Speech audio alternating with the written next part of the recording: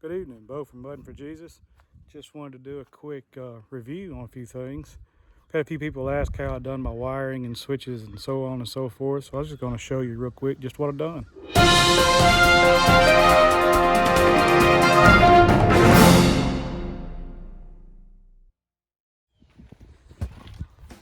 Alright, take a quick look inside. Here on the front, this is the switches that we used.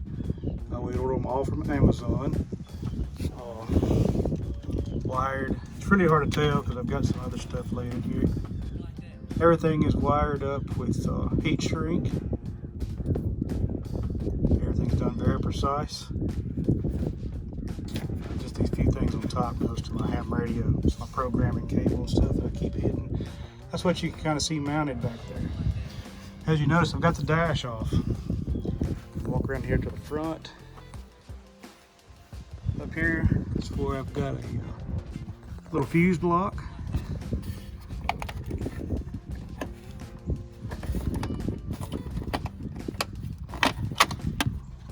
Right. Everything here is done with heat shrink.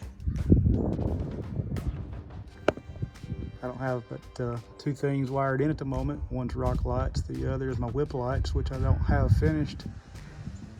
I've got one more spot that's wired and ready, pre-wired, which is going to be here, and that's going to be for my fog lights for later.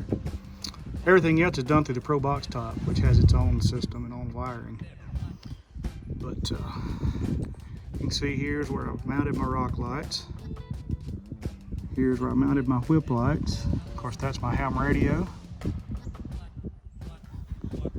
Just leftover cable from the ham radio. Everything's up here up under this dash just so that it stays out of 99% of the elements other than dust. I don't think you can keep dust out of anything.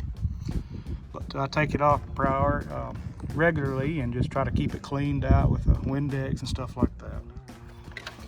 But these little deals here, I've got them off Amazon.